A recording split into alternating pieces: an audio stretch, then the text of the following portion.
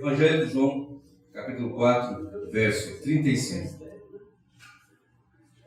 Diz assim a palavra do Senhor: Não dizeis vós que ainda há 4 meses até que venha a ceifa? Eis que eu vos digo, levantai os vossos olhos e vede as terras que já estão brancas para a ceifa. Amém? Pode sentar, meus queridos irmãos. Levantai os vossos olhos e vede que as terras já estão brancas para a ceifa. Na sexta-feira eu preguei uns versículos anteriores a esse versículo aqui que eu citei, e hoje peguei do versículo adiante, que é aquela passagem onde Jesus, em Samaria, ali na região, aquela mulher samaritana, os discípulos vão buscar alimento. Quando eles voltam, Jesus está dialogando com aquela mulher e dá grandes instruções, e de repente ele começa a falar com os discípulos que ele tem uma comida, porque os discípulos foram buscar alimentos. Quando voltaram, ele disse que tinha uma comida que eles não conheciam, e a comida dele era fazer a vontade do Pai e realizar a sua obra. E na sequência ele diz assim: vocês dizem que faltam 4 meses para a ceifa. Aí ele informa: levante os olhos e veja que os campos já estão brancos para a ceifa. Ou seja, tecnicamente, ainda faltam 4 meses. Quem é da agricultura sabe, o tempo do plantio, o tempo de colher, as ruas que plantam, que podem, tudo isso, tem tudo um sistema, né? Mas o Senhor nos chama a olhar nesse texto para os seus discípulos. Evidentemente chega até nós essa informação da parte do Senhor, que nós precisamos levantar os olhos e entender que o tempo de Deus realmente não é nosso tempo. E que, embora olhando para o campo, e a Bíblia nos informa que o mundo é o campo, em outra passagem ali em Mateus, nós olhamos para a passagem como essa e observamos que, embora o tempo, tecnicamente apontado, não seja o tempo da colheita, mas ele diz: levante os olhos, porque às vezes nós não levantamos nossos olhos. Não levantamos os olhos, não conseguimos enxergar, não conseguimos compreender muitas coisas que acontecem e que estão acontecendo. Muitas vezes estamos tão cabisbaixos com tantas coisas e preocupados com tantas coisas e olhando só para baixo e não conseguimos enxergar, não conseguimos entender, e vamos seguindo a vida, e vamos caminhando, e vamos seguindo sem compreender, sem entender algumas coisas que se fazem necessárias na nossa caminhada, na nossa vida com o Senhor, no nosso caminhar cristão. E o título da mensagem que eu vou pregar aqui nesta manhã é este: Campos Brancos, Libertação, Poder e Frutos. Amém. Campos Brancos, Libertação, Poder e Frutos. Esse texto, evidentemente, é muito usado, e muito bem usado, diga-se de passagem, nas manhãs missionárias, nos congressos missionários. Levantai os olhos, que os campos são brancos para a ceifa, etc, etc. Mas nós precisamos entender uma séria necessidade. Cristo estava apontando para aqueles servos dele, servos do Senhor, que estavam ali com ele, os seus discípulos, a necessidade de levantar os olhos, de compreender a brevidade, de compreender a necessidade de se anunciar, de se enxergar, de se contemplar. Temos que entender a realidade, porque quando Cristo começou o seu ministério, no seu tempo, na verdade antes disso, mas no seu ministério, enfrentou muitas adversidades, inclusive com os fariseus, com religiosos, com falsos mestres, com falsos servos, e assim era uma realidade que era pungente no seu ministério. E também a possibilidade que eles tinham de levantar os olhos, enxergar, ir, sair, pescar, anunciar, proclamar. Outro dia eu vi uma frase, ou eu li talvez, sobre nós temos que evangelizar, aí fora é evidente, mas também temos que pregar e evangelizar a igreja agora. Porque é tanta heresia, e tanto engano, e tanto desvio doutrinário, que começa as pessoas a ficarem confusas: o que é, como que é, por que é assim, por que não é. Antigamente nós olhávamos para a igreja, as pessoas de fora olhavam e sabiam: ali é uma igreja, ali é um povo crente, ali eles oram. O que faz ali dentro? Naquele salão alugado, naquela casa do irmão, naquele sítio que tem uma chácara, que tem uma casa, o que eles fazem? Eles choram, eles que sentem a presença de Deus, eles cantam, eles leem a Bíblia, eles oram. Era isso. Hoje você olha alguém e diz: olha, o que eles fazem lá dentro?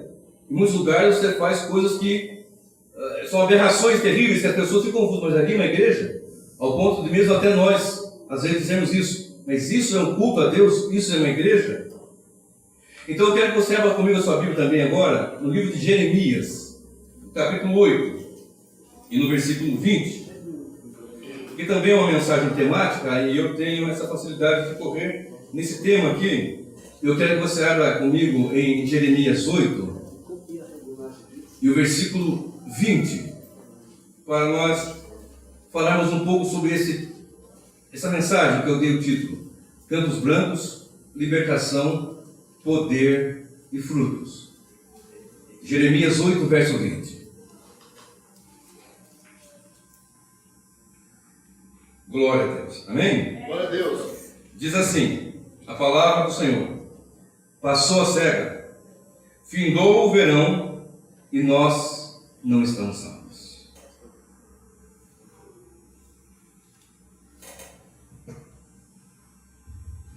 Aleluia. Passou a cega, findou o verão, e nós não estamos salvos. Esse texto que nós lemos aqui agora, ele tem como pano de fundo a rebeldia da nação em Israel. Isso aqui antecede a queda da nação em 586 a.C., tomada por Babilônia. Quando Nabucodonosor já tinha investido, estava cercando, estava mirando as forças e definitivamente tomou a nação e levou em cativeiro. Cativeiro esse que durou 70 anos. De modo que antes os profetas vinham anunciando, falando da rebeldia, falando da dificuldade, falando de que tinha que se arrepender, apontando que precisava haver um reavivamento, e o avivamento começa com arrependimento, com quebrantamento, com vidas separadas para o Senhor, com entendimento que culto não é algo espalhafatoso, algo fora do comum, é culto, é santo, é coisa séria.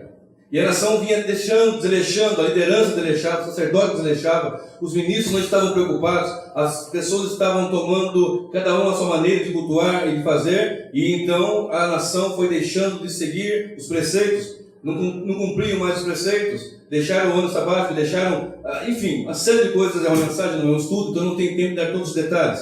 Mas a nação foi sofrendo, e a nação, segundo a palavra do Senhor, seria levada em cativeiro, como assim foi. As pessoas não estavam entendendo, não enxergavam isso. Esse profeta Jeremias que nós lemos agora aqui, ele apanhou, ele foi jogado num poço, ele foi achincalhado porque estava pregando a verdade e diante da nação, e as pessoas estavam ali sendo despertadas por ele, por essa mensagem, não só o profeta Jeremias, entre outros, mas as pessoas estavam tão dispersas, tão preocupadas e tão distantes do que era o compromisso com o Senhor, que chega um momento que eles de fato vão em cativeiro. Claro, sempre tem aqueles que estão ali querendo, inclusive Jeremias. Jeremias fez o ministério dele na pregação de 40 anos, e as pessoas não se arrependiam, era algo terrível, não havia quebrantamento. Agora observe, quando chega nesse capítulo 8, no versículo 20 que nós lemos, se você voltar nos versículos antes, você vai ver que Jeremias chora, sofre por causa da ferida do povo, por causa do que havia acontecido, porque o que estava acontecendo, por causa do desrespeito, da rebeldia mesmo, do desleixo com as coisas do Senhor. O próprio Jeremias, ele diz assim: maldito é aquele que faz a obra do Senhor fraudulentamente, relaxadamente.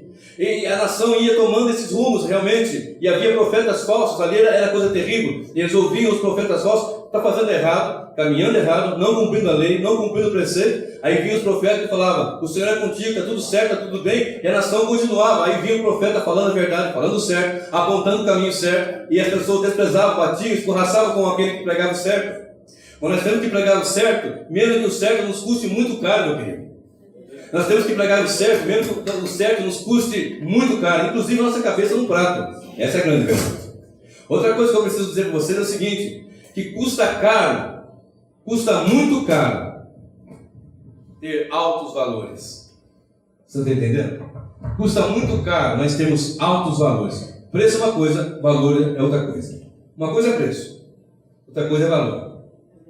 Não é isso? Tem coisa que tem preço e tem coisa que tem valor. O que tem valor, tem valor. O que tem preço você pode negociar.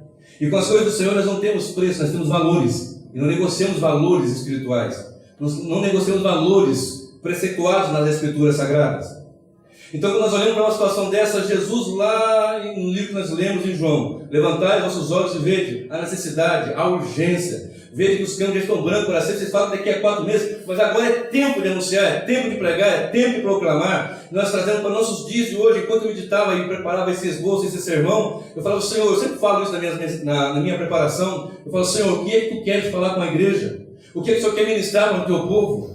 O que é que o Senhor quer falar com a tua igreja? E o Senhor me levou nesses textos e me levou até Jeremias, onde a nação, olhando, observando, passou a cega, findou o verão, e nós não estamos salvos. Nós vamos em cativeiro, não fomos obedientes, não cumprimos a palavra, não tivemos temor, não tivemos os requisitos para servir ao Senhor e continuar na terra, porque no preceito da palavra do Senhor, se eles fossem fiéis, o Senhor os manteria ali. Se eles fossem infiéis, eles seriam levados em cativeiro por povo de línguas estranhas, e assim aconteceu.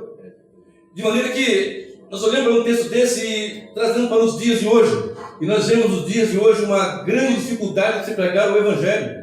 Nós vemos nos dias atuais que as igrejas estão em muitos lugares se esvaziando e enchendo outros lugares, mas na verdade não estão enchendo, estão inchando em outros lugares. E aquela que prega o Evangelho, que cultua o Senhor com canções que foram agora há pouco apresentadas a Deus, cristocêntricas, que louvam ao Senhor, que tributam a Ele a honra e a glória do seu nome, em muitos lugares isso é algo assim, de outro mundo, digamos assim, não faz parte mais. Mas ainda há uma igreja, eu tenho dito isso constantemente, ainda que um remanescente, um povo pequeno, que espera louvar e exaltar o Senhor e ouvir a palavra, glorificar a Deus pela mensagem. E quando eu estava meditando, observe agora no versículo 20 do capítulo 8, quando a nação diz: passou a cega, findou o verão, e nós não estamos salvos. Observe, coincidentemente, entenda essa palavra coincidentemente, entre aspas, porque Deus estabelece todas as coisas, Ele é o Senhor. Coincidentemente, com a colheita da cevada, dava-se a Páscoa. Preste bem atenção. Com a colheita, aliás, passou a cega é colheita, correto? Então, na época da colheita da cevada, coincidentemente, era a ocasião de Pêssar, ou da Páscoa judaica. E o que é a Páscoa judaica? É a saída do povo do Egito, do cativeiro que estavam para a terra prometida. O que é a Páscoa? É a libertação de um povo, ou melhor, do povo de Deus para uma terra que Deus assim prometera. Então, na cega, coincidentemente, repito, coincidentemente, entre aspas, da Páscoa era a colheita da cevada. E por ocasião da colheita da cevada, era o tempo onde se fazia o quê? Celebração da Páscoa. Quando Moisés, chamado pelo Senhor, foi enviado para o Egito, onde ali no capítulo 3, naquela sarça que ardia em chama e não se consumia, Deus fala com Moisés e diz para Moisés o Senhor para tirar o povo de lá e levar para o deserto, caminho de 3 dias, para celebrar o culto ao Senhor. Mais à frente Moisés chega e fala com o faraó e diz: olha, deixa meu povo sair, o povo do Senhor sair, porque vamos celebrar uma festa ao Senhor, vamos celebrar ao Senhor, vamos cantar ao Senhor, vamos cultuar a Deus, vamos festejar ao Senhor a libertação e a glória, o louvor do seu nome. E faraó ficou ali derretendo, os irmãos conhecem as passagens, sabe que foi uma coisa terrível, uma coisa tremenda, e Deus enviou as pragas, e o povo saiu dali como um forte, com o braço estendido, e o Senhor nos trouxe para a terra prometida, por causa da sua bondade, da sua graça. Então se celebra a Páscoa. E quando eu olho para esse texto, passou a cega. A primeira cega que eu quero citar aqui é a cega da cevada, onde eu disse que o texto é campos brancos, libertação, poder e frutos. Primeiro ponto aqui, a libertação que Deus proporcionou para nós, o seu povo, a sua igreja, os seus redimidos. E libertação essa que nós temos que levantar os olhos e ver que os campos estão brancos e temos que anunciar e proclamar e pregar. Porque muitas vezes nós ficamos falando: está difícil, as heresias se levantam, o engano se levanta, os falsos profetas se levantam, e nós temos nos calados. Muitas vezes nós temos ficado omissos, nós temos ficado apenas aqui reclamando e não temos tomado uma atitude. Mas o profeta ali foi, como eu disse agora há pouco, não tem coisa que algumas coisas têm valores, outras coisas têm preço. O que tem preço você negocia, o que tem valor você não negocia. Embora as pessoas voltando as costas, não querendo ouvi-lo, não querendo ouvir a mensagem profética, a atenção deles estava totalmente diversa, mas ainda assim, eles lá na frente ouviram, passou a cega. A época da Páscoa, onde o Senhor liberta, transformou, houve maravilhas, houve sinais, houve prodígios. Aconteceu na minha vida, na sua vida também, como foi cantado agora há pouco aqui, quando o Senhor Jesus me tocou, livrou-me da escravidão, livrou-me da escuridão. Nós somos salvos por esse. Quando eu falo Páscoa, eu tenho que automaticamente olhar lá para o livro de João, quando João Batista, ele diz: eis ali o Cordeiro de Deus que tira o pecado do mundo, e esse Cordeiro de Deus continua tirando o pecado do mundo. É o mesmo Cordeiro pascal. Cristo é a nossa Páscoa. Então passou a cega do que? Da cevada. E passando a Páscoa, o que nós temos na Páscoa? Libertação. Nós temos que proclamar essa libertação. O Evangelho não é comércio, o Evangelho não é engano, o Evangelho não é mentira, o Evangelho não é show, o Evangelho não é stand-up comedy, o Evangelho é a proclamação que Jesus é o Senhor, que morreu na cruz do Calvário e ressuscitou no terceiro dia para nos salvar. Glórias. Glórias a Deus. Sincero. Quando nós olhamos para o livro de Jeremias, no capítulo 11, 12, o Senhor olha para Jeremias e o chama, e ele começa a falar: Senhor, eu sou muito jovem, eu sou uma criança, não tem jeito, mas não, desde o ventre eu já te consagrei, te separei, te dei como atalaia, como profeta. Aí olha para Jeremias: o que tem nas tuas mãos? Uma vara de amendoeira, viste bem, porque eu velo sobre a minha palavra para cumprir. No hebraico, o verbo ali da amendoeira é o mesmo de zelar, ou de velar, ou seja, a plantação está ali e o agricultor vai e fica olhando, contemplando, velando. Como é que está a sua plantação? Como é que está o que ele plantou? Como é que está a sua horta, os seus campos, a sua plantação? Então é o mesmo verbo. Deus está velando para cumprir com a sua palavra. É isso que está dizendo o texto. Deus tem velado para cumprir com a mensagem. Libertação, os campos estão brancos. Vamos anunciar a libertação em Cristo. Deus nos chamou, Deus nos separou, Deus nos redimiu, Deus colocou-nos diante da sua presença santa na igreja, como os demais irmãos que somos juntos do corpo de Cristo, cujo Cristo é o cabeça desse corpo, de maneira que estamos aqui para anunciar essa libertação. Uma libertação que não é proclamada por causa de alguma coisa outra, a não ser pelo Cordeiro de Deus que na cruz morreu e derramou seu sangue precioso. Glória a Deus. Amém. Nós costumamos comentar, e dizemos até hoje mesmo ali com os irmãos, comentando sobre as grandes dificuldades que nós temos enfrentado nos dias de hoje.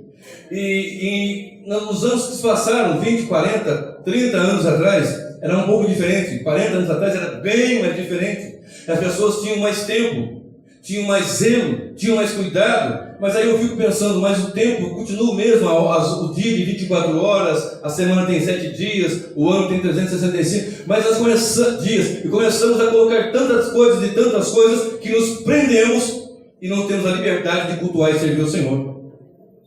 Nós colocamos tantas as coisas, por exemplo, eu não posso ir porque não tenho tempo, mas tem tempo para a internet, já tenho falado isso. Aí eu não vou de manhã porque não tenho tempo, que eu tenho que lavar a roupa, eu tenho que costurar a roupa, eu tenho que fazer comida. Eu falei outro dia para os irmãos lá, falei: o almoço do crente do domingo é feito no sábado. O almoço do crente do domingo é feito no sábado. Deixa tudo preparadinho. Prepara no sábado, porque de manhã nós vamos celebrar o Senhor. Saber o que é culto a Deus, nós somos libertos. Não deixa passar a cega, não deixa passar a Páscoa, não deixa passar a libertação, não. Nós somos salvos pelo Senhor, então vamos celebrar, vamos cultuar, vamos ter esse entendimento. Nós temos que servir ao Senhor e prestar um culto a Ele, digno da sua honra e da sua glória. Imagina o que você era antes, o que eu era antes. Imagina como você estava, você que não nasceu num berço cristão, evangélico. Imagina de onde o Senhor Deus tirou. E nós tínhamos tempo para tudo. Nós tínhamos tempo para tudo. Hoje a maior das reclamações que eu ouço, pastor Gildo, não tem tempo. Eu não tenho tempo, eu tenho que descansar porque eu trabalhei a semana inteira. Eu não tenho tempo, mas tem tempo futebol, tem tempo videogame, tem tempo para tanta coisa. Então nós temos que entender o seguinte: nós somos libertos, ou vamos deixar passar essa cega? Passou a cega, e a primeira colheita é cevada. Lembra de Juízes 7, versículo 13? Quando Gideão, ali naquele contexto com os midianitas, que o Senhor mostrou para ele o sinal do velo de lã, ora seco, ora molhado, etc. E mais à frente, Senhor, mas é isso mesmo. Aí ele desce ao arraial dos midianitas, dos adversários, e ouve alguém contando um sonho. E no sonho alguém conta assim: olha, eu vi um pão de cevada rodeando aqui o território aqui. É a espada do Senhor, é Deus usando Gideão. Deus entregou nós todos aqui nas mãos de Gideão. Ou seja, um pão de cevada torrado. Ou seja, libertação. Levante os seus olhos e veja a libertação que Deus proporcionou. Levante os seus olhos e avante. Proclame esta libertação em Cristo Jesus. Recorda-se hoje para pregar o outro evangelho. Deus nos chamou para pregar a palavra. Não é somente sobre a palavra, é pregar a palavra. Amém. Aleluia. Então isso deve mexer conosco, isso deve nos chamar a atenção, deve abalar as nossas estruturas e nos fazer entender o que eu tenho feito de errado como culto ao Senhor. Porque eu fui liberto, mas não fui liberto por preço de ouro, nem de prata, nem de pedra preciosa, não. Nem de royalties de petróleo, não. Eu fui salvo por algo que nada nesse mundo, em outro mundo, onde quer que seja, pode comprar: sangue precioso de Jesus Cristo. Você pode adorar a Deus pelo sangue derramado na cruz do Calvário. Você pode adorar a Deus pelo sangue derramado.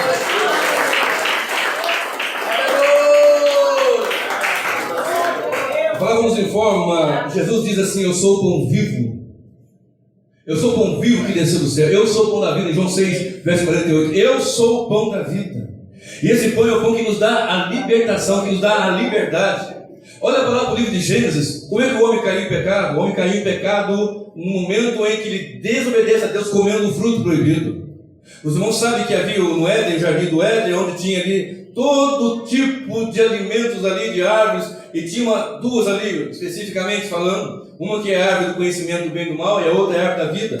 Da árvore do conhecimento do bem e do mal não deveriam comê-la, mas então ali o adversário tenta e há a queda do ser humano. E como é que houve a queda? Houve a queda quando o homem comeu. Houve a queda quando o homem desobedeceu a Deus.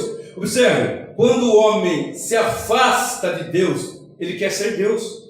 Porque o que foi que Satanás disse para aquela mulher? Olha, esse fruto aí vai te deixar poderoso como Deus. Serão como o Senhor, conhecendo o bem e o mal. Você vai ter um conhecimento tremendo.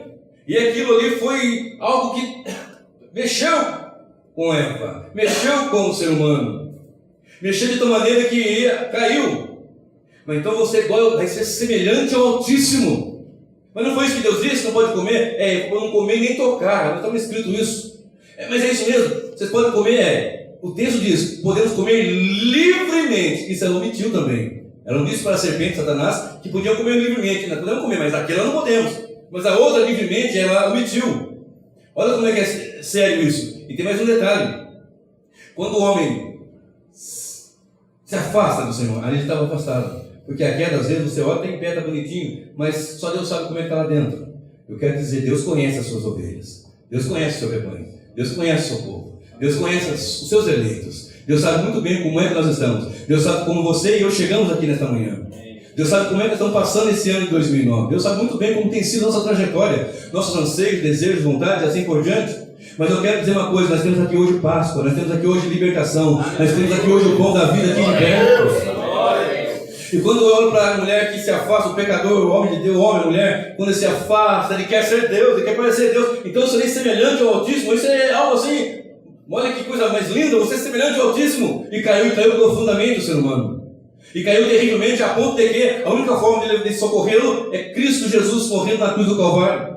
E quando Cristo morre na cruz do Calvário, derrama o seu sangue precioso pelos eleitos, o homem então come. E ele disse: quem não comer da minha carne, não beber do meu sangue, não tem parte comigo. Então o homem come e peca. Aí agora o homem obedece a Deus e come do pão da vida, do alimento celestial que é Cristo Jesus, o maná do céu. E ele diz: vossos pais comeram o maná no deserto, mas eu sou o pão vivo que desceu do céu.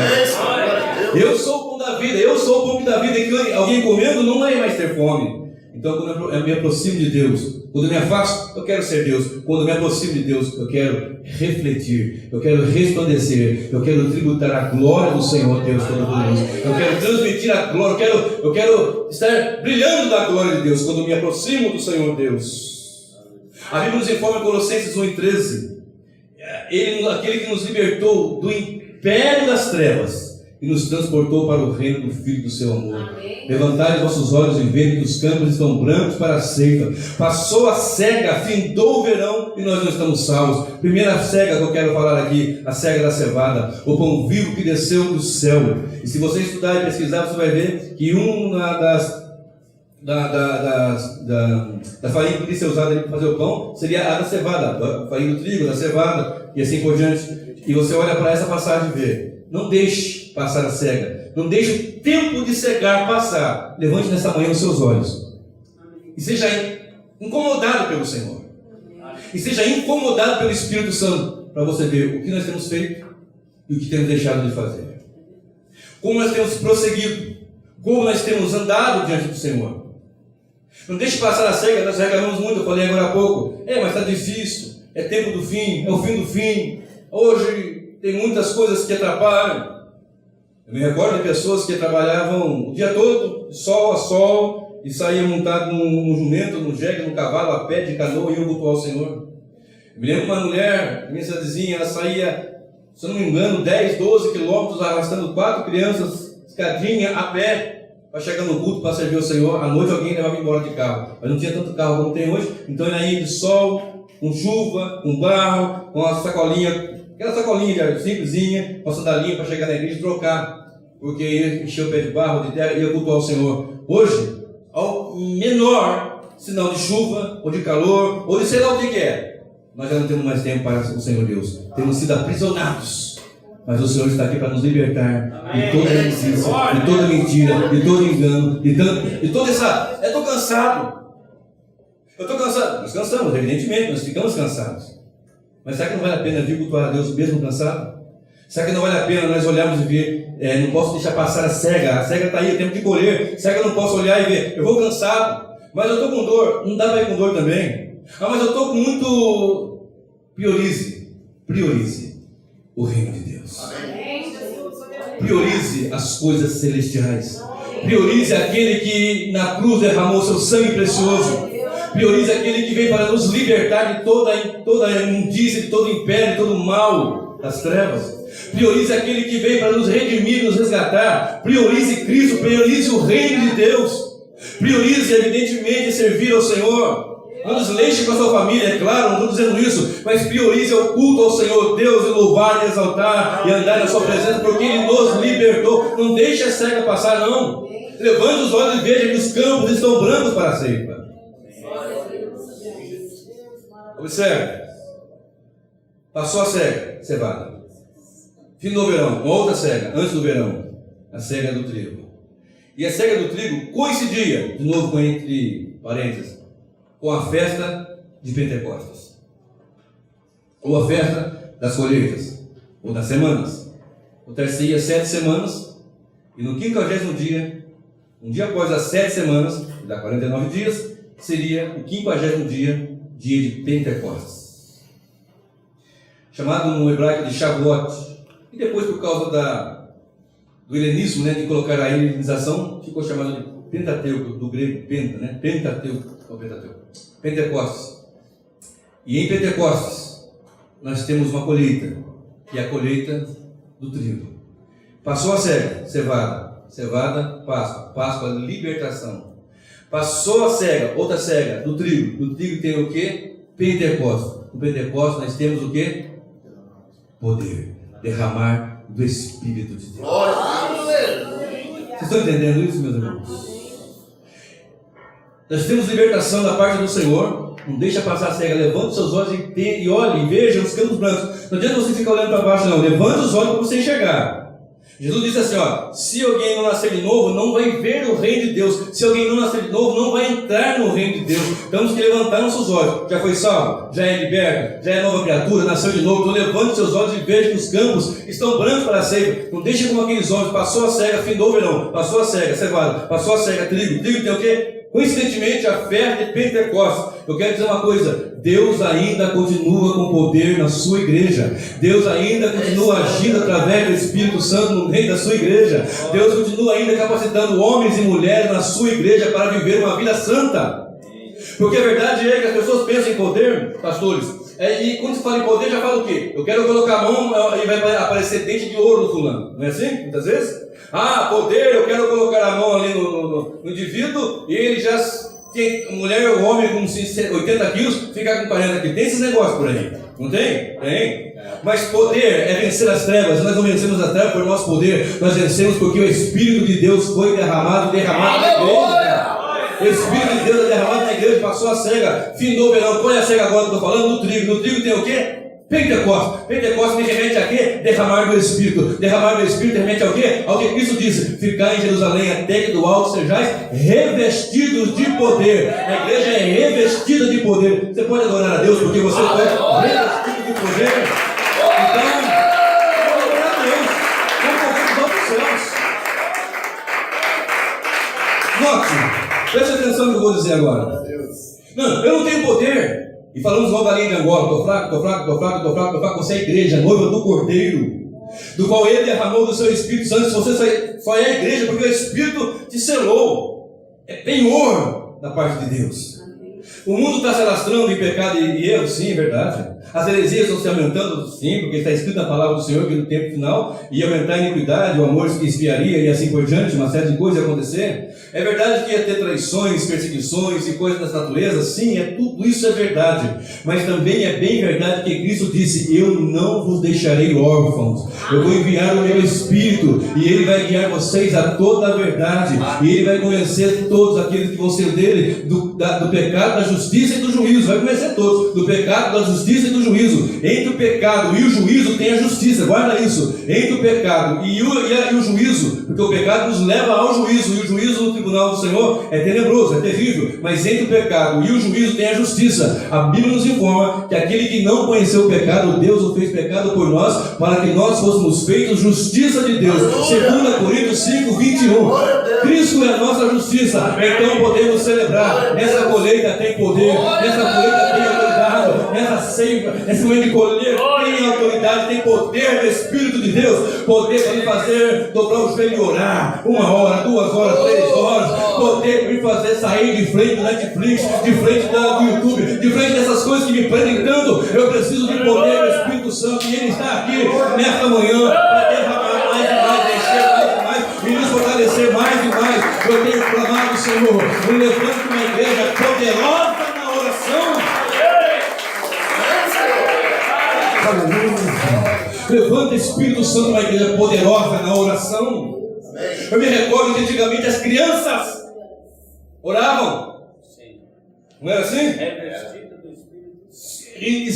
Revestido do Espírito Santo. Você via ali a senhora, o senhor, os irmãozinhos. Chegava às vezes ficar, acontecia, eu sou do mato também, no meio do mato, da roça, nem no mapa não tem na cidade. E nesse lugar onde eu vim lá, não vou nem falar que lugar que é, porque, enfim, fogão a lenha, esperando a tarde para fazer comida para o povo passar o dia inteiro em jejum e oração. Todo mundo em jejum e oração. O pregador vinha pregar, anunciando o Evangelho. Quando ele levantava para pregar, sentimos a presença sublime do Espírito.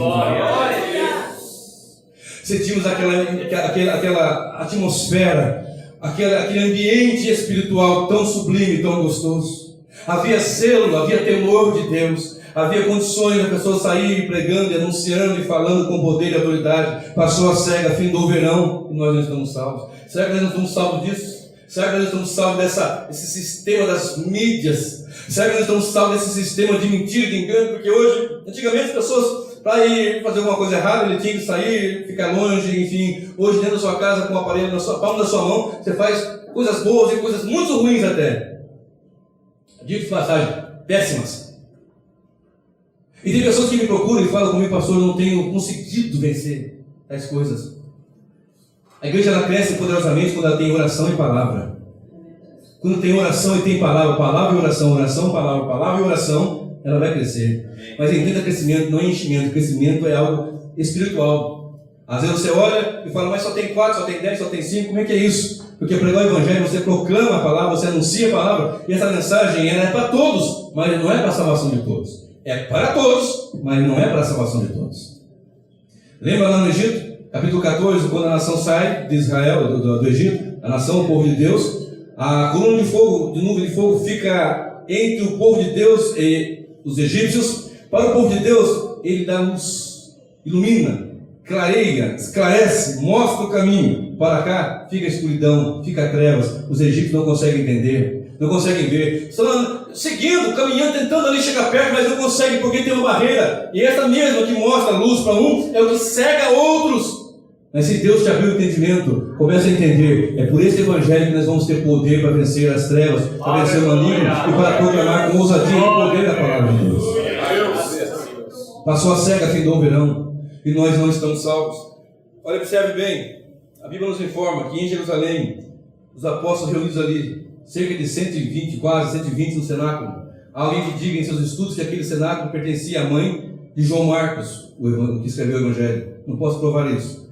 E estavam ali reunidos quase 120 pessoas, 118, 119, 115, não sei. Mas a palavra do Senhor é essa: ficar em Jerusalém até que do alto sejais revestidos de poder. Porque enquanto nós estamos ali na presença do Senhor, buscando o Senhor, nós temos que entender que é Ele que vai nos dar autoridade para proclamar e avançar com a pregação do Evangelho. E se nós negligenciarmos isso, nós olhamos para 8 e 1. Aqui é 1:8. Se nós negligenciarmos, pode ocorrer 8:1 na nossa vida e vir uma perseguição, e nós temos que sair de qualquer forma para anunciar, porque Deus tem pressa nas suas coisas, Deus tem pressa na sua obra.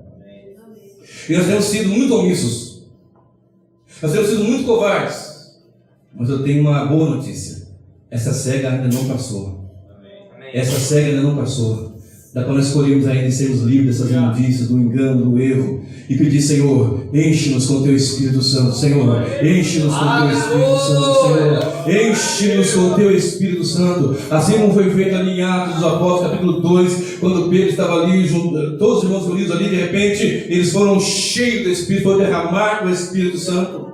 E lá na frente nós olhamos no capítulo 8 de Atos também, quando Filipe está pregando lá em Samaria, aqueles que eram mistos entre judeus e eram mistos, né? Tinha aquela dificuldade, não era puro, judeu puro. O Senhor também os encheu com o Espírito Santo. Lá na casa de Cornélio, capítulo 10, verso 44, quando Deus enche a Cornélio com o Espírito Santo e todos os demais que estão ali. Mais na frente, em Éfeso 19, ou melhor, em Éfeso 19, quando Paulo chega ali pregando o Evangelho, ele pergunta: já foram receberam o Espírito Santo quando vocês creram, mas nem ouvimos que haja o Espírito Santo. Somos batizados no batismo de João, ou seja, um remanescente do batismo de João também foram cheios do Espírito Santo. E os anos vêm passando, e vem passando, e vem passando, e vem passando. E aí levantamos nossos olhos e podemos ver que os campos estão brancos. Nós só enxergamos o copo metade vazio. Nós temos que aprender a enxergar o copo metade cheio. Não está meio vazio, está meio cheio, está difícil, está. Mas tem poder de Deus para encher a nossa vida, a sua vida.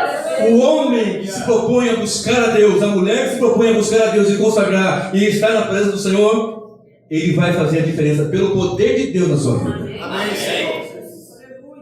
Paulo disse, está relatado: não me envergonhe do Evangelho de Jesus Cristo. Mas ele continua: porque esse Evangelho é o poder de Deus. Para a salvação do judeu, para a salvação do grego, para a minha salvação, salvação dos mineiros, salvação dos paulistas. Esse Evangelho é o poder de Deus. Passou a cega, findou o verão e não estamos salvos. A cega do trigo. Pentecostes, poder. Lembra do título da mensagem? Levantar os nossos olhos. Campos brancos, libertação, Páscoa. Poder, Pentecostes. E agora, findou o verão. No contexto de Jeremias, o povo estava vendo, não tem jeito, vamos em cativeiro. E foram mesmo. E foram em cativeiro. E destruiu o templo. E as esperanças dele. E foram em cativeiro. Havia uma mensagem, várias mensagens que retornariam. Mas eles foram. Essa é a verdade, eles foram. Hoje eu olho, amados irmãos, e vejo um cativeiro muito grande.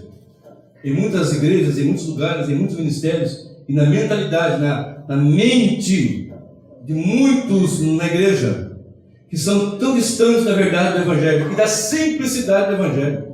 A palavra nos informa assim, a não ir além do que está escrito. E as pessoas não têm o que está escrito e querem achar alguma coisa além do que está escrito e querem confrontar aqueles que pregam o que está escrito, porque o que está escrito não é tão, às vezes, apetecível. O que está escrito é falar de sangue, é falar de cruz, não. Vamos falar de coach. A moda hoje é coach.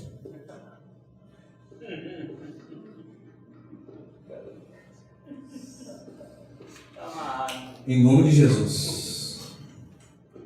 Não, eu sou. O que você é? Sou coach. Trem é isso, como fala o mineiro. O que você é? O camarada nem das fraldas não saiu ainda.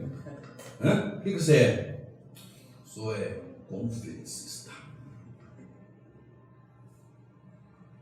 Mas doutrina não.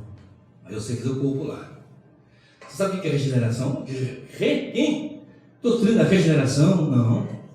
Não sabe o que é isso? Não.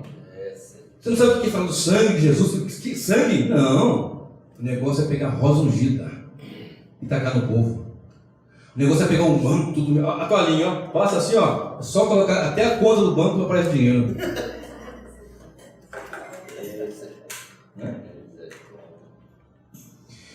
Mas eu tenho clamado ao Senhor, eu tenho buscado a Deus, eu tenho falado nas minhas pregações, sabendo dizer. Senhor, levanta um povo cheio da tua palavra, cheio do teu Espírito Santo, que não tenha vergonha, que seja ousado, que não seja covarde, que tenha coragem de dizer: Jesus é o Senhor, que morreu na cruz para derramar o seu sangue e comprar os seus redimidos, os seus eleitos, aleluia, e levar para a glória eterna. Aleluia.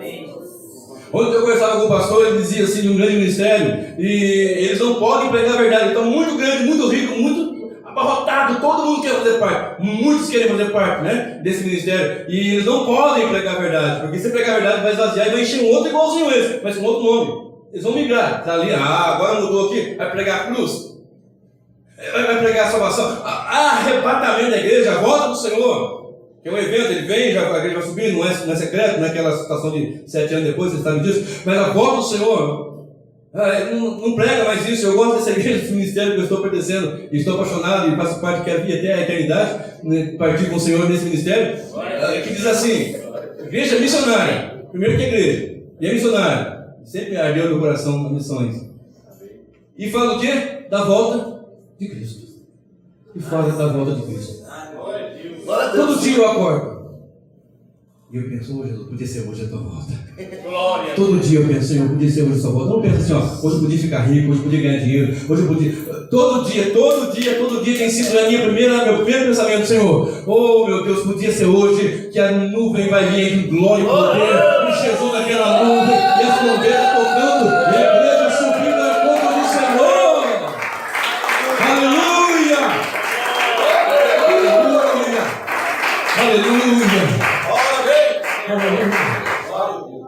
Aleluia! Todo dia, aí quando fecha o dia, eu vou dormir e falo: não foi hoje.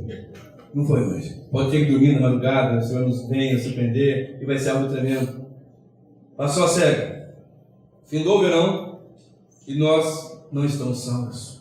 O apóstolo Paulo em Coríntios, 1 Coríntios 2, 4, 5, ele diz: a minha palavra e a minha pregação não consistiram em palavras persuasivas de sabedoria humana, mas na demonstração do Espírito e de poder, para que a vossa fé não se apoie em sabedoria de homens, mas no poder de Deus. Demonstração do poder, demonstração do Espírito, pregação e exposição das Escrituras. Amém. É isso que vai sustentar uma igreja, é isso que vai fortalecer a igreja, Amém. É isso que vai fazer uma igreja ser coesa na doutrina santa.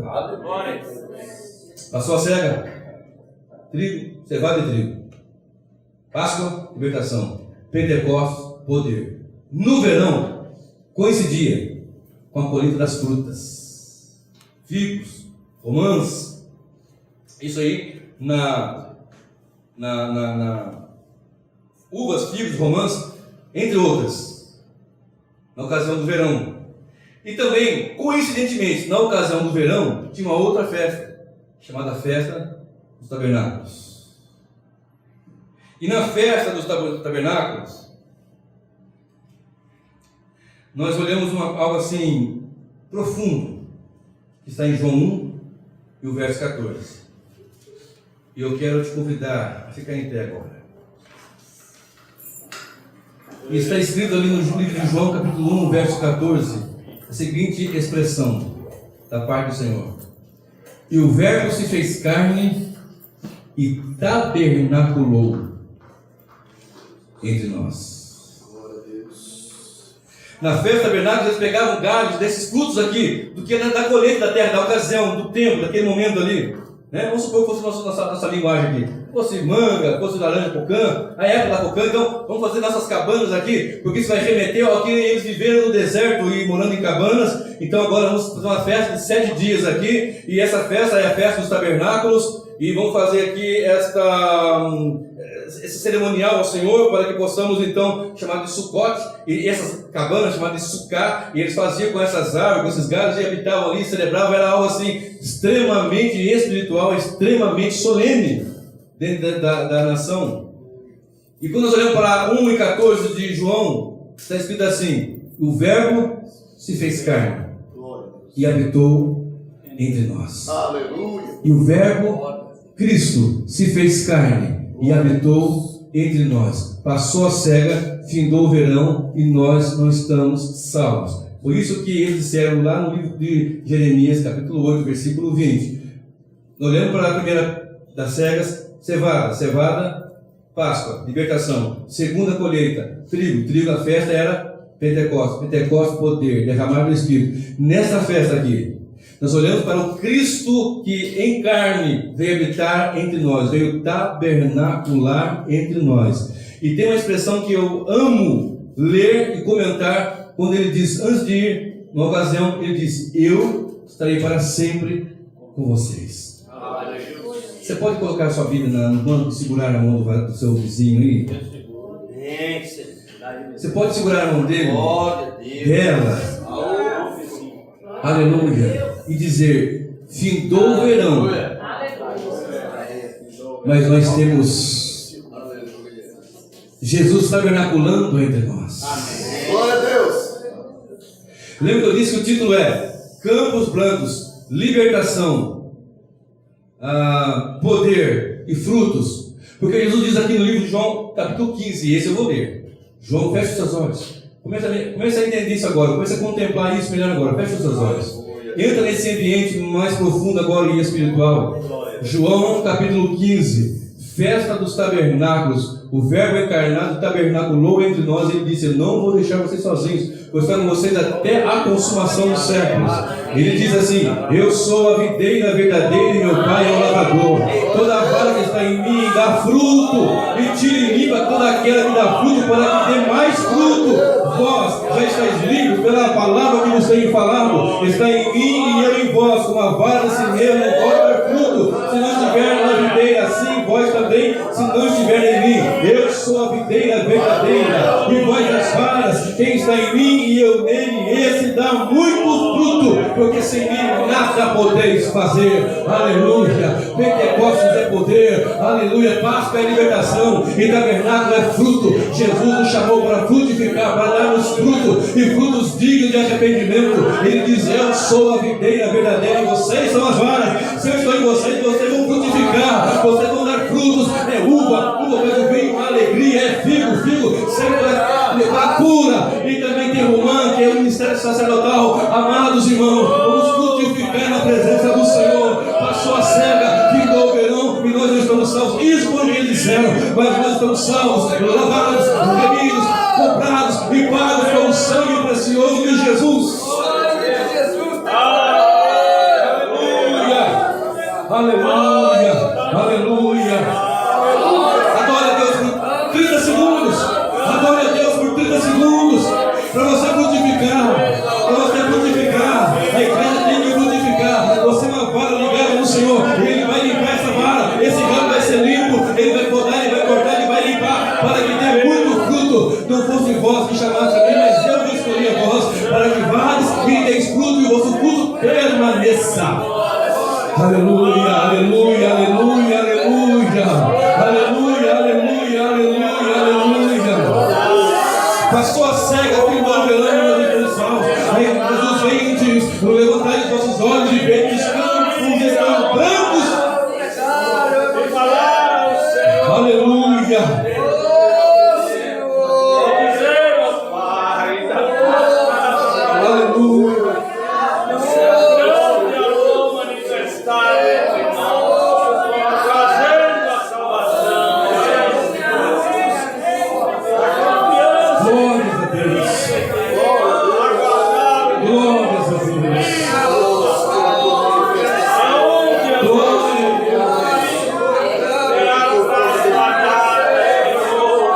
Grande é o teu nome, Jesus.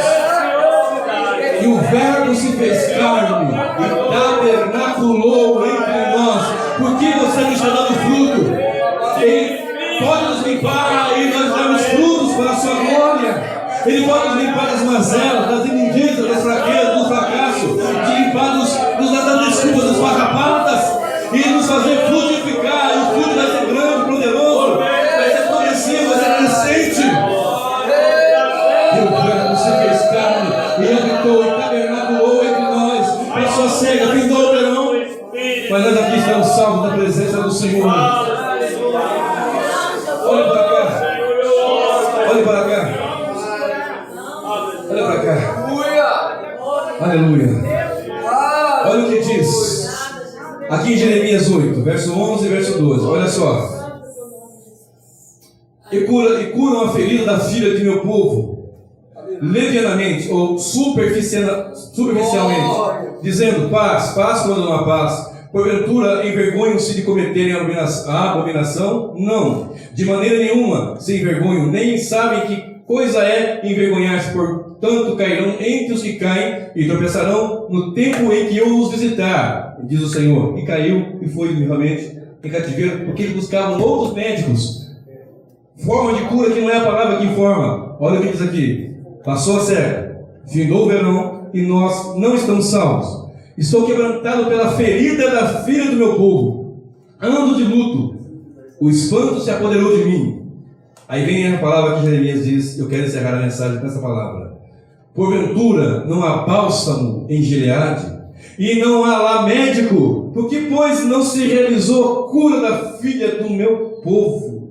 Ou seja, tem bálsamo em Gileade, uma região montanhosa onde tinha uma planta que saiu uma enzima ali, esfregando, tinha que esfregar, tinha que amassar. Aqui eu me lembro do Cordeiro de Deus lá na cruz do Calvário sendo amassado, sendo apertado, sendo espremido, para sair a cura das nossas iniquidades. Os que estão sãos não precisam de médico. Poderoso é o Senhor. Os que estão sãos, sadios, não precisam de médico.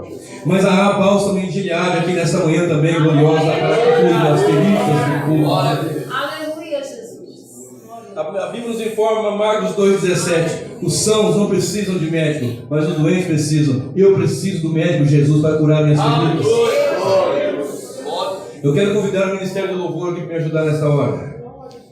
Eu quero convidar os amados para me ajudar aqui nesta hora. E você ainda em pé, não senta não, estou acabando já, mas 5 minutinhos. Vamos adorar o Senhor com uma canção, com um louvor a Deus. A bálsamo em Gileade. Aleluia, Jesus. Glória a Deus! Pelas suas feridas, Aleluia. pelas suas pisaduras, fomos sarados. Pelas suas pisaduras, Isaías 53. Pelas suas feridas, o castigo que nos traz a paz estava sobre ele. Aleluia, Jesus. Eu quero que você tribute agora a mais profunda adoração a Cristo, Glória a Deus! que te libertou, que nos libertou, que nos dá poder e que nos faz frutificar pela sua verdade, a sua palavra.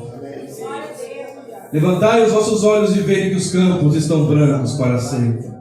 Levantai os vossos olhos e contemple a necessidade, a urgência e a possibilidade grande de anunciar e pregar e pescar essas almas que estão aí, não só lá fora, mas também dentro, estão enganadas e distantes daquilo que é a verdade do Evangelho. Glória a Deus!